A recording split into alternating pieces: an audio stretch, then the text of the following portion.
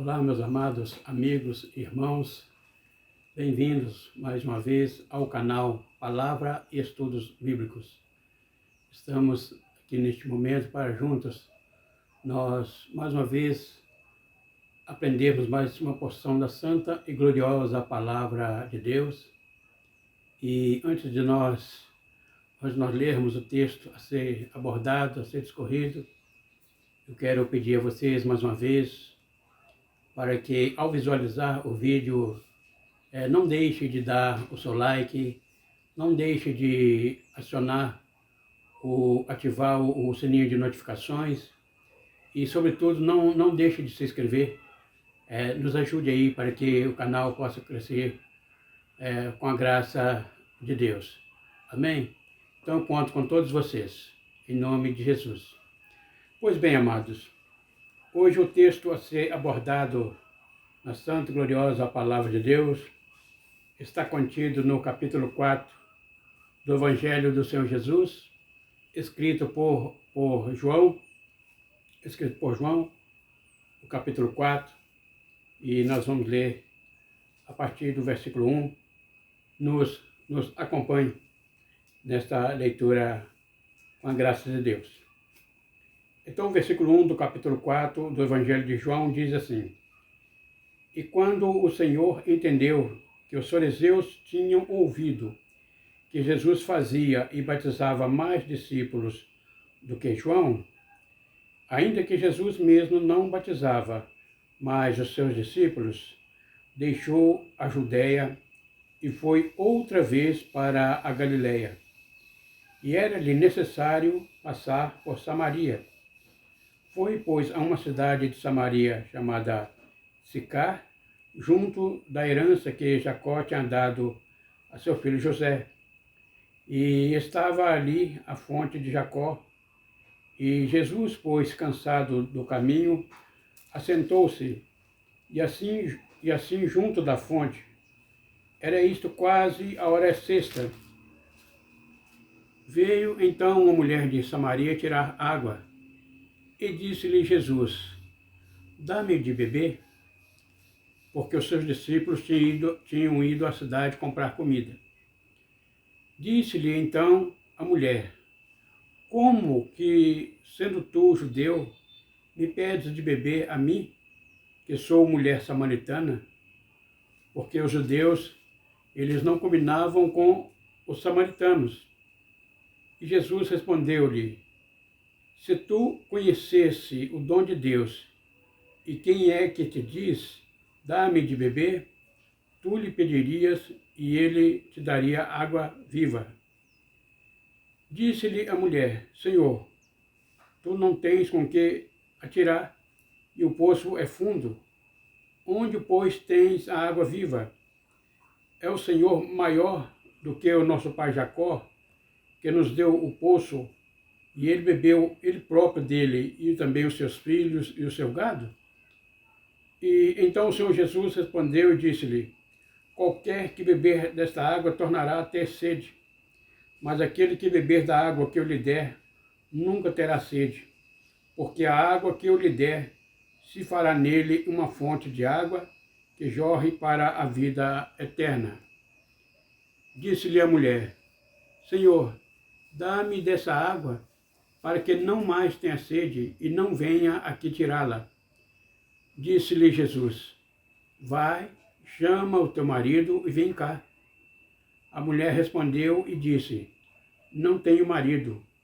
Disse-lhe Jesus: Disseste bem, não tenho marido, porque tiveste 5 maridos, e o que agora tens não é o teu marido. Isto disseste com verdade. Disse-lhe a mulher: Senhor, vejo que és um profeta. Agora, nossos pais adoraram neste monte, e vós dizeis que é em Jerusalém o lugar onde se deve adorar. Disse-lhe Jesus: Mulher, crê-me que a hora vem em que nem neste monte e nem em Jerusalém adorareis o Pai. Vocês adoram o que não sabeis. Nós adoramos o que sabemos, porque a salvação vem dos judeus. mas a hora vem, e agora é, em que os verdadeiros adoradores adorarão o Pai em espírito e em verdade, porque o Pai procura a tais que assim o adorem. Deus é espírito, e importa que os que o adorem em espírito e em verdade. A mulher disse-lhe: eu sei que o Messias, que se chama o Cristo, vem, e quando ele vier, nos anunciará tudo. Jesus disse-lhe: eu sou eu que falo contigo. Amém. Até aqui. Então, amados, o Senhor Jesus, ele estava na Judéia e já havia sido batizado por João Batista, e já tinha tido aquele diálogo com Nicodemos, um dos principais dos judeus, príncipe dos judeus. E então, o Senhor Jesus estava na Judéia.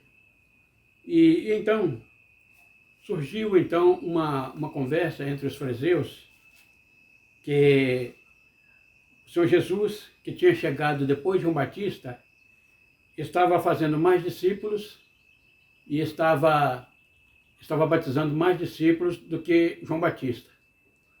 E então, o Senhor Jesus, então, ele deixa a Judéia. O versículo 3 vai nos dizer que ele deixa a Judéia e volta outra vez para a Galileia.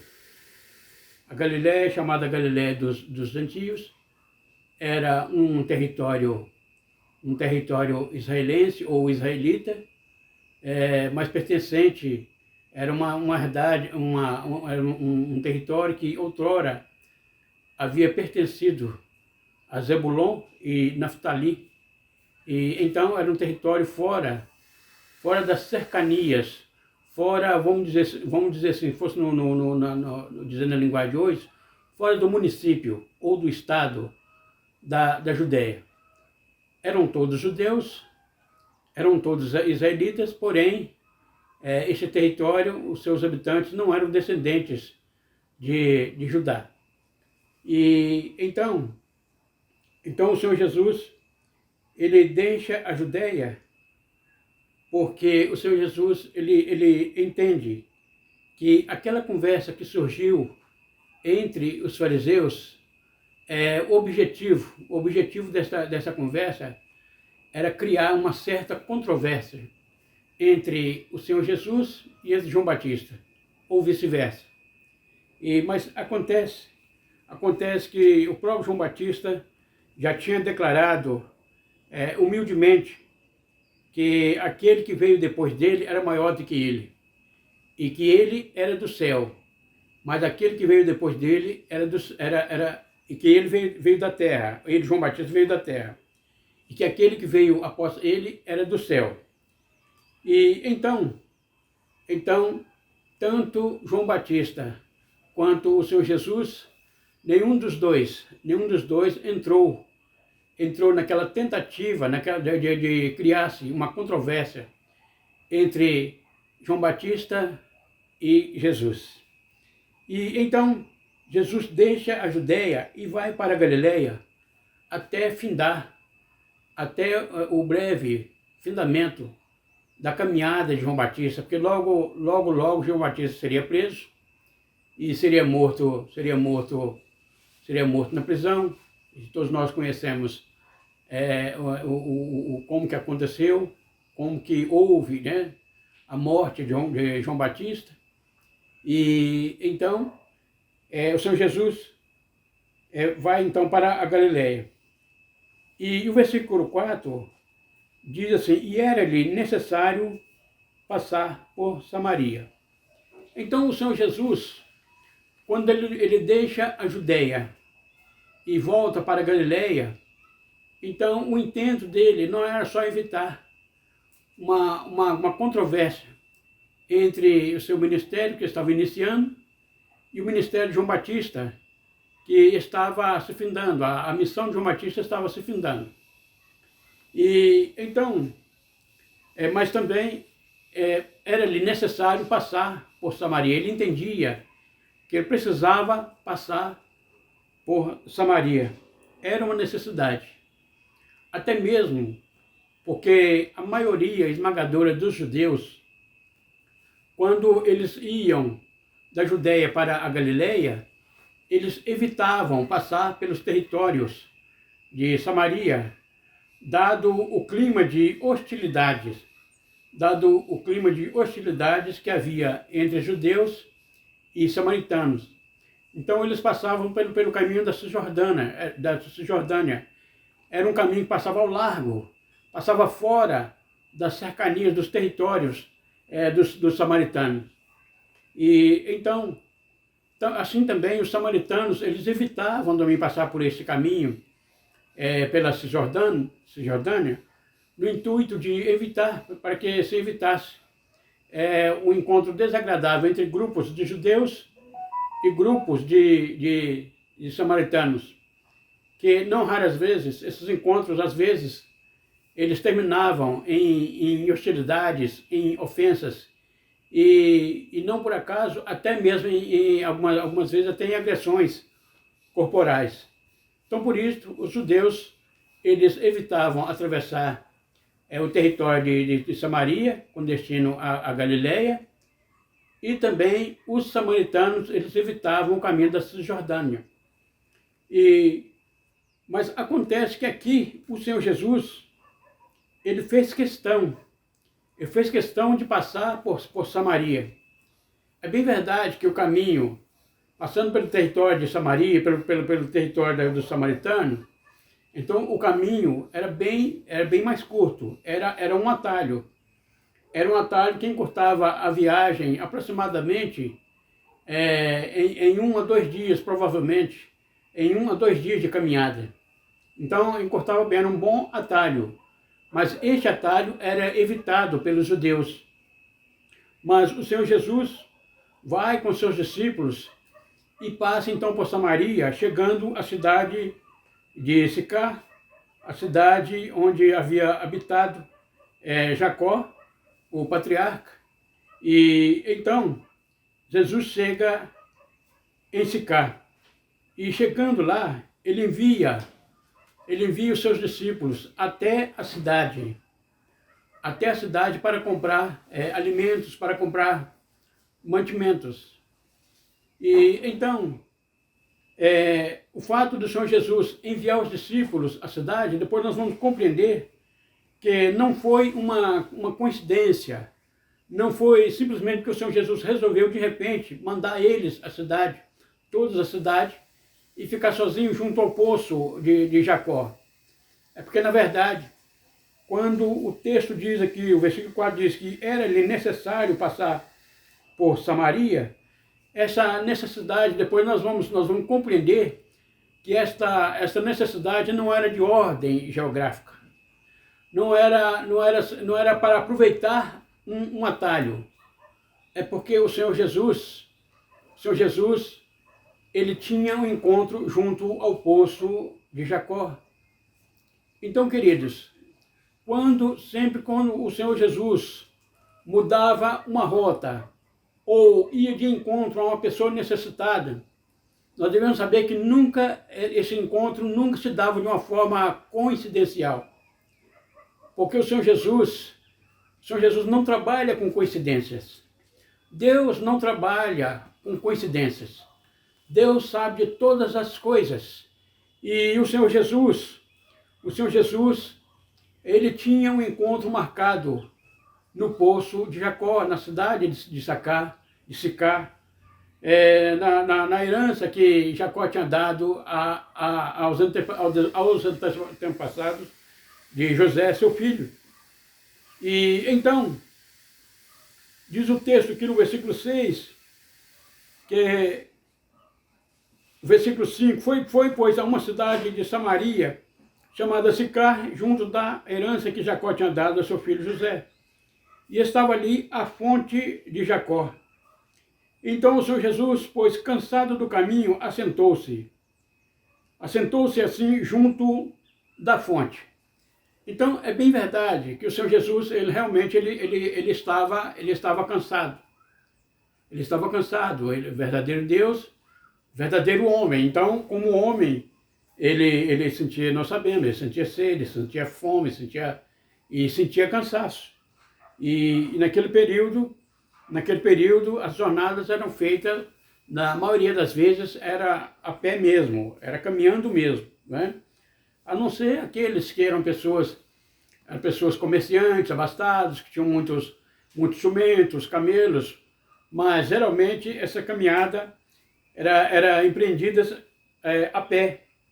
E então o Senhor Jesus envia os seus discípulos à cidade e ele se assenta junto da fonte. E era isso, quase a hora sexta, ou seja, no contexto do relógio hebraico, aproximadamente, estava se aproximando o meio-dia. E o Senhor Jesus, ele estava ali assentado quando acontece um encontro inusitado. Não para ele. O encontro inusitado acontece para uma mulher que ao se dirigir à fonte de Jacó, e ela jamais pensaria de que passaria por tal encontro, um encontro que mudaria a sua vida. Porque Jesus, ele estava cansado da caminhada, na verdade, mas ele não estava cansado para atender a uma alma sequiosa, a uma alma uma mulher que a sua vida tinha, tudo indica que era uma vida um tanto conturbada, mas era uma mulher cuja alma estava sequiosa. Depois vai se revelar uma alma, um coração sequioso da presença de Deus, que ansiava pela vinda do Messias de Deus, ainda que de alguma forma, ainda um pouco equivocado, mas ela ansiava pela vinda do Messias de Deus. Então, o Senhor Jesus, contrariando o costume da época, contrariando a cultura da época, ele se dirige àquela mulher. Normalmente um judeu normalmente não se dirigiria a uma mulher, especialmente a uma mulher samaritana. E então ele disse para a mulher: dá-me de beber. Ali, aquele pedido do Senhor Jesus, na verdade, foi a chave que ele usou, foi a iniciativa que ele tomou para iniciar um diálogo que resultaria no esclarecimento de alguns equívocos por parte daquela mulher e resultaria na salvação daquela mulher e na salvação de toda uma cidade. E então o Senhor Jesus disse para ela: dá-me de beber. Aí o versículo 8, porque os seus discípulos tinham ido à cidade comprar comida. Então o versículo 9, a mulher então fala para ele: mas vem cá, como que pode, sendo tu judeu, o Senhor é um judeu, está me pedindo de beber a mim? Eu sou uma mulher samaritana. O Senhor está pedindo a beber a mim, que sou uma mulher samaritana? Aí o texto vai explicar mais abaixo, porque os judeus não se comunicam com os samaritanos. E então, certamente, aquela mulher, quando ela vê o Senhor Jesus assentado junto da fonte, ela prontamente ela identifica ele como um judeu. Porque os judeus, eles tinham por costume de vestir diferentes dos samaritanos. E os samaritanos se vestiam diferentes dos judeus. Então, era uma rivalidade bem profunda mesmo. Então, a ponto de que os judeus não queriam ser confundidos com os samaritanos. E nem os samaritanos queriam ser confundidos com os judeus. E então, aí o Senhor Jesus, então, responde para ela, olha, se tu conhecesse o dom de Deus e quem é que te diz, dá-me de beber, tu lhe pedirias e ele lhe daria água viva. Então, o Senhor Jesus, em outras palavras, o Senhor Jesus está dizendo para ele, olha, se você conhecesse qual é o maior dom de Deus, não somente para você, não somente para os seus contemporâneos, para os seus compatriotas, como para toda a humanidade, então tu lhe pedirias e ele te daria água viva. Qual é, amados, qual é o maior dom de Deus para nós? Qual é o maior presente? Dom aqui quer dizer presente, dádiva. Qual a maior dádiva de Deus para nós? Que o Senhor Deus deu para nós? É bem verdade que o Senhor Deus, ele é muito bom, ele é maravilhoso, ele nos abençoa, ele nos dá saúde, ele nos dá aptidão profissional, ele nos dá condições financeiras para para a nossa sobrevivência. Mas olha, o maior dom de Deus, o maior presente de Deus para a nossa vida, para a humanidade, se todos compreendessem o privilégio desta dádiva, porque o maior dom de Deus mesmo, o maior presente de Deus, nós sabemos, é o Senhor Jesus Cristo. É este que estava falando com a mulher, o maior dom de Deus. Para aquela mulher, até aquele momento, o Senhor Jesus era apenas mais um judeu. Era apenas um judeu que estava assentado à beira do caminho e que teve a petulância, assim, na sua imaginação, a petulância, a presunção de pedir ela, uma mulher samaritana, água para beber. Então, na concepção daquela mulher, até aquele momento, então o Senhor Jesus era apenas mais um judeu. Mas, amados, o Senhor Jesus vai mostrar para ela que ele não era simplesmente um judeu. Era um judeu, sim, né? Descendente de Davi, da tribo de Judá, sim. Mas ele vai mostrar para ela que ele era muito mais, ele era e é muito mais do que um simples judeu que arriscou a sua vida, que arriscou a sua integridade física juntamente com os seus discípulos, atravessando o território dos samaritanos, porque não só havia o risco de encontrar com o grupo de samaritanos pelo caminho, como também havia bandidos, havia assaltantes que frequentemente acometiam os caminhantes, os peregrinos que iam da Galiléia para a Judéia ou da Judéia para a Galiléia, passando pelo território de Samaria, e assaltava, tomava todos os seus pertences. E então era um caminho mais curto, porém arriscado sobre esses dois ângulos. O risco de se encontrar um grupo de samaritanos hostil e também o risco de encontrar salteadores pelo caminho. E o Senhor Jesus, então, vai mostrar, depois ela vai compreender que o Senhor Jesus era muito mais do que um simples judeu. E então, a mulher prossegue dizendo, Senhor, tu não tens com que tirar a água, e o poço é muito fundo. Onde, pois, tens a água viva? És tu maior do que o nosso pai Jacó, que nos deu o poço, bebendo ele próprio dele, e seus filhos, e o seu gado? Então, até aqui ainda a mulher ainda não havia compreendido, quem era, de fato, o Senhor Jesus. Ela não havia compreendido que o Senhor Jesus estava ali de propósito. O Senhor Jesus estava aguardando e chegou no poço de Jacó, chegou junto ao poço no momento em que as pessoas provavelmente estariam em casa, fazendo com seus afazeres, fazendo seu almoço, preparando a refeição para a família. Então, era o horário em que o poço, aquele poço, os poços de águas, geralmente se encontravam quase sempre desertos. E sempre era nesses horários que muitas mulheres de vidas irregulares iam pegar água.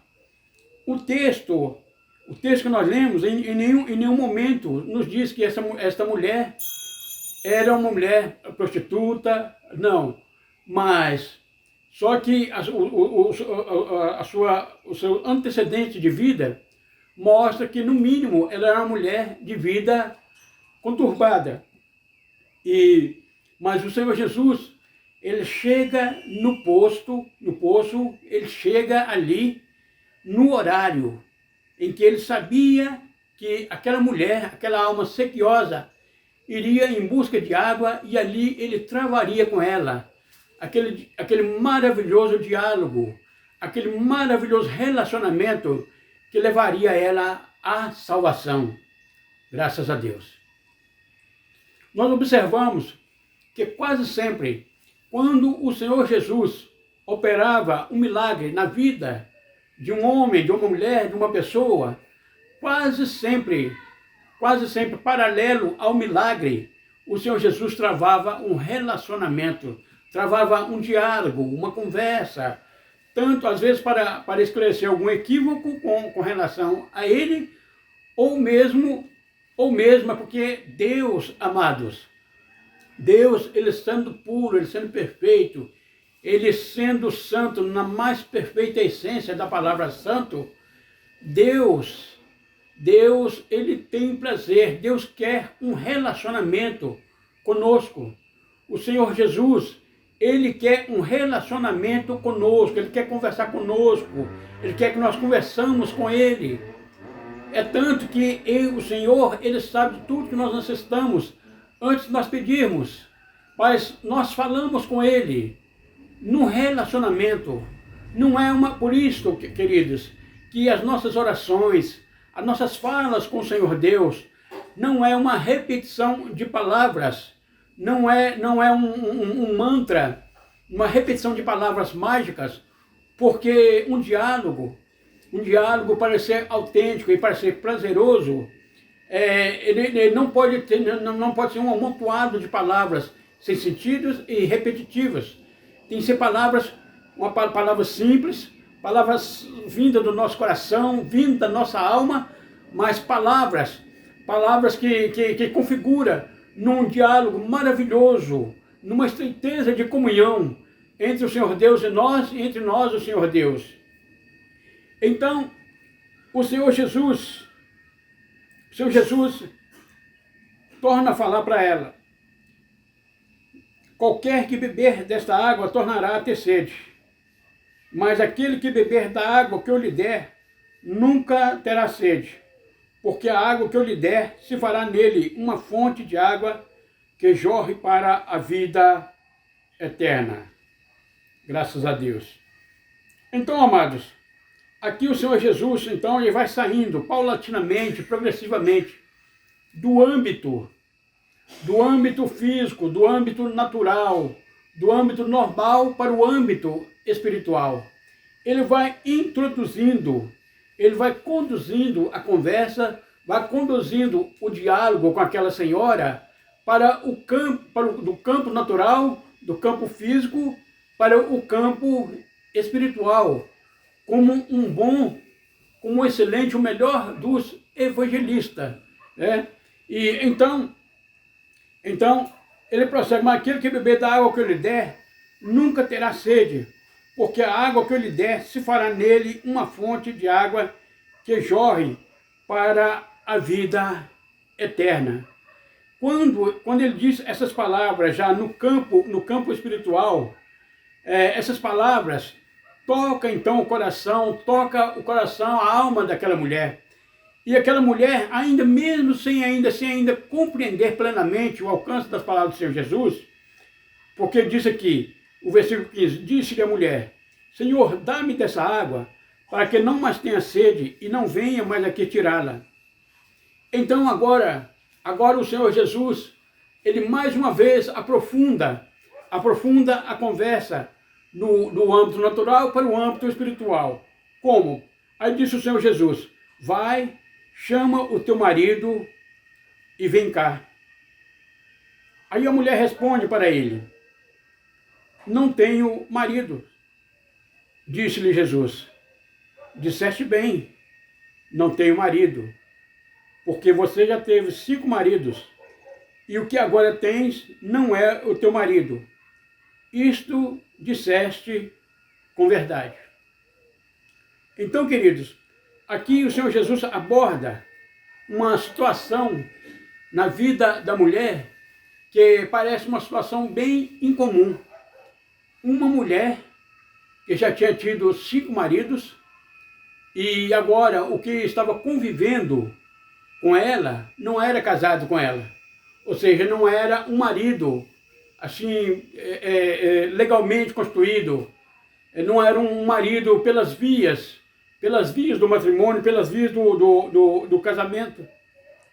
E então, mas era uma situação um tanto inusitada, mas totalmente possível, plenamente possível naqueles dias. Porque as mulheres, naquele período, não raramente as mulheres, dado o ambiente de conflitos e guerras que havia entre as nações, que havia entre os povos, então não era incomum uma mulher, principalmente uma mulher, ficar viúva 1, 2, 3 vezes. No caso da senhora aqui, em apreço, não sabemos se a separação desses maridos, se foi por via do divórcio, ou se foi por via da viuvez. Mas o certo é que ela tinha tido 5 maridos, e o sexto, né, o sexto marido com o qual ela estava convivendo, não era de fato o marido dela. Então, era uma situação totalmente possível, mas também que traz uma representação espiritual também para nós, uma aplicação, uma ilustração espiritual para nós dentro deste texto. Pois quando nós sabemos que os samaritanos, eles são remanescentes do Reino do Norte, de quando da cisão, da separação do reino das 10 tribos de Israel, com as 2 tribos, com a tribo de Judá e de Efraim. E então formou-se a tribo do norte, o reino do norte e o reino do sul. E então, para resumir, quando a Assíria leva cativa o reino do norte, então eles levaram a maioria esmagadora das 10 tribos de Israel, mas ficou um remanescente nas terras de Samaria. E esse remanescente, então, eles foram miscigenados, houve uma mistura de raça com outros povos, os quais o rei da Assíria trouxe para habitar no meio dos remanescentes dos habitantes de Samaria. E então esses habitantes que eram estrangeiros, enviados pelo rei da Assíria para viver no meio deles, eram babilônicos, eram de Arvas, Armate, Culta e Anatote. E então, Armate, não Anatote, Armate. E então essas 5 nações, quando elas vêm conviver em meio aos samaritanos por ordem do rei da Assíria, então paulatinamente foi acontecendo então uma mistura de raça. E então esses habitantes estrangeiros, eles trouxeram consigo os seus deuses pagãos. E então cada um trouxe os seus deuses. E então os samaritanos, eles começaram, ao mesmo tempo em que eles adoravam eles adoravam o Deus de Israel, ao mesmo tempo eles adoravam também os deuses dessas nações, formando assim um verdadeiro sincretismo, uma verdadeira mistura religiosa. E então, no sentido figurativo, cada um desses deuses há uma representatividade de cada marido desta mulher. E o sexto ele é representado pelo Senhor Deus, que o Senhor Jesus disse assim, ó, o homem que você está vivendo agora, ele não é de fato o seu marido. Por quê, queridos? O nosso Deus não aceita misturas de adoração. Não adianta nós querermos, dizendo que somos adoradores do Senhor Deus, Criador dos céus e da terra, mas se houver uma mistura de adoração, Deus não recebe. Nós pensaremos que que estamos bem com Deus e não estaremos. Deus não aceita associação com outros deuses, seja de cunho espiritual, ou seja de cunho social, de cunho físico, financeiro. Deus não aceita. O Senhor Jesus vai nos dizer que nós não podemos adorar a Deus, servir a Deus e a Mamon. Isso se aplica a todas as espécies de deuses. E então, há também uma representatividade também para esta mulher, que na sua essência era uma alma necessitava de Deus, uma alma que tinha sede de Deus, que tinha sede da vida eterna, aguardava com ansiedade a vinda do Messias de Deus, mas também esta mulher também representa a própria cidade na qual ela habitava. Então essa mulher era uma representante, ela como samaritana, ela representava a cidade de Samaria, que também seria alcançada através do testemunho desta mulher, quando ela chegasse e chegou, né, a plena compreensão maravilhosa de que Jesus, de fato, era o Messias de Deus. Então, quando o Senhor Jesus disse para ela, olha, porque tivesse 5 maridos, e o que agora tens não é teu marido, isso aí você falou com verdade. Aí então a mulher, ela diz, Senhor, eu vejo que o Senhor é profeta. Aí ela prossegue dizendo, nossos pais adoraram neste monte, e vós dizeis que é em Jerusalém o lugar onde se deve adorar.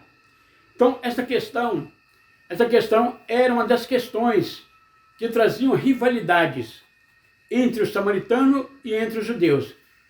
Além da miscigenação, da mistura de raça dos samaritanos, com os quais os judeus não consideravam eles como israelitas de sangue puro, também havia essa questão também. Quando o Reino do Sul sai do cativeiro babilônico, quando eles voltam, quando o rei Ciro liberta eles daquele cativeiro que se iniciou na Babilônia e depois terminou na Pérsia, então, quando eles voltam, eles começam a construir o templo em Jerusalém. Os samaritanos querem ajudar e os judeus não aceitam a ajuda dos samaritanos. E então, começou um litígio, começou uma disputa. Os samaritanos diziam que o templo teria que ser reconstruído no Monte Gerizim. Os judeus diziam não, que o templo teria que ser reconstruído em Jerusalém. E então essa mulher traz essa questão à tona. Senhor, vejo que o Senhor é profeta. Agora, tem uma coisa, os nossos pais, eles adoraram neste monte, mas vocês dizem que é em Jerusalém o lugar onde se deve adorar. Então ela ainda estava presa nessa questão. Ela ainda estava presa no lugar de adoração.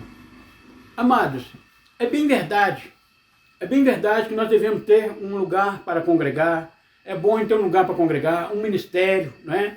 Um ministério visível, não é? Uma congregação visível para a gente congregar, para a gente estar junto com os irmãos, a gente precisa de ter uma autoridade pastoral sobre a gente, uma autoridade espiritual sobre a gente, abaixo do Senhor Jesus, claro, né? Mas o Senhor Jesus vai mostrar para aquela mulher que na essência não importava, estava chegando um momento em que não importaria se era no Monte Gerizim, se era em Samaria, ou se era em Jerusalém, o lugar de adoração. Então, amados, nós devemos compreender, como já disse, que apesar de nós pertencermos, termos uma autoridade espiritual sobre nós, pertencermos ao ministério visível, mas a essência da adoração não está presa, não pode estar restrito. A igreja onde eu congrego, a igreja onde você congrega, não pode estar restrito a um templo, a 4 paredes. Porque a nossa adoração acontece no templo sim, mas acontece na rua, acontece no seu trabalho, acontece no seu lar, acontece na sua casa, acontece no seu quartinho, na beirinha da sua cama. Quando você ajoelha para orar, é você e o Senhor Jesus, é o Senhor Jesus e você. É você e Deus. Então, queridos, este é o relacionamento, é a adoração que Deus requer de nós. Então o Senhor Jesus então vai explicar para aquela senhora. Olha, disse-lhe, mulher, acredita-me que a hora vem e já é, que nem neste monte e nem em Jerusalém vocês vão adorar o Pai. Vós adorais o que não sabeis. Nós adoramos o que sabemos, porque a salvação vem dos judeus. Por que o Senhor Jesus disse para ela que vós adorais o que não sabeis? É porque eles estavam, os samaritanos, apesar de haver ali pessoas boas, pessoas que eram bons pais de família, boas mães de famílias, mas no quesito adoração eles estavam perdidos, em meio ao sincretismo, à mistura religiosa. Eles, como eu já disse, eles adoravam ao Deus de Israel, mas ao mesmo tempo adoravam os deuses que foram tragos pelas nações pagãs que o rei da Assíria veio trazer para habitar junto a eles em anos passados, em décadas e centenas de anos passados. E aquela adoração, aquela mistura ficou. Então, por isso que o Senhor Jesus disse para eles, olha, vós adorais o que não sabeis, que eles estavam perdidos. Mas nós adoramos o que sabemos, porque a salvação vem dos judeus. Por quê? Porque o Senhor Jesus, ele era judeu, ele era da tribo de Judá, genealogia de Davi. Não por acaso que o cego Bartimeu, quando vai clamar a ele pela cura, pelo milagre, para ser curado da sua cegueira, ele disse, Jesus, filho de Davi, tem misericórdia de mim. Então realmente a salvação genealogicamente vem dos judeus. Mas aí o Senhor Jesus ele prossegue dizendo, mas a hora vem, e agora é em que os verdadeiros adoradores adorarão o Pai em espírito e em verdade. Porque o Pai procura a tais que assim o adorem. Graças a Deus, glória a Deus. Aqui está, queridos, a essência da adoração. A essência da adoração é adorar ao Pai em espírito e em verdade. Devemos adorar ao Senhor em comunidade? Sim. Devemos adorar ao Senhor de uma forma congregacional? Sim. Mas a essência da adoração, ela começa na nossa alma, em nosso coração. Graças a Deus. Deus é espírito, e importa que os que o adorem em espírito e em verdade. E a mulher então responde, Senhor, eu sei que o Messias, que também é chamado o Cristo, vem, e quando ele vier, ele nos anunciará tudo. Então aquela senhora e os samaritanos, apesar do sincretismo religioso, apesar da mistura de raças, mas ela tinha uma esperança no seu coração, ela tinha um anseio no coração, ela aguardava ansiosamente pela vinda do Messias. Ela conhecia a lei e os profetas, e ela sabia que os profetas haviam vaticinado com abundância, principalmente o profeta Isaías, o profeta Jeremias, Zacarias, Malaquias, e então que eles haviam vaticinado que o Messias viria, e ela estava aguardando a vinda do Messias. E não é somente ela, também os seus contemporâneos, os seus compatriotas, também estavam aguardando a vinda do Messias. Por quê? Quando o Senhor Jesus disse assim, Jesus disse para ela, olha, eu que falo contigo, ou seja, eu que falo contigo, eu sou o Messias. Em outras palavras, o Senhor estava dizendo para ela, olha, se você aguardava a vinda do Messias, eu vim ao seu encontro. Em outras palavras, é como se o Senhor Jesus dissesse para ela, olha, o nosso encontro aqui não foi por acaso. Eu não sou um judeu presunçoso que veio te pedir água. Eu vim a teu encontro. Eu sou o Messias e conheci o teu coração, a tua alma, que ansiava por uma mudança de vida, apesar de uma vida conturbada, apesar de uma miscigenação racial, apesar de uma mistura religiosa. Mas eu sou o Messias que vim te mostrar que você, a partir de agora, deve se tornar uma adoradora em espírito e em verdade. Eu sou o Messias. Não precisa mais esperar, porque eu cheguei. Aí nisto os seus discípulos chegam, se admiram de que ele estivesse falando com uma mulher. Para nós terminarmos, aí eu quero fazer mais uma aplicação aqui. Então o Senhor Jesus, ele envia os seus discípulos até a cidade para comprar alimentos, não por acaso. É porque o irmão Pedro e seus demais companheiros, eles ainda não estavam preparados. Eles não estavam preparados para contemplar um diálogo do Senhor Jesus com uma samaritana, com uma mulher e principalmente com uma samaritana. E o Senhor Jesus, ele quis desenvolver, ele quis salvar aquela vida, quis salvar aquela alma, quis matar a seca, quis matar a sede do coração, da alma daquela mulher, longe de olhares acusadores, longe de olhares acusadores. Amados, que bom, que maravilha. Quando o Senhor Jesus chega na vida da pessoa, chegou o Messias, chegou aquele que tem a água da vida eterna, chegou aquele que sacia a sede no coração e na alma do ser humano, do homem e da mulher, do ser humano. E Jesus chegou então na vida daquela mulher. E então aquela mulher, ela deixa o seu pote de água no chão e vai correndo falar para os seus contemporâneos.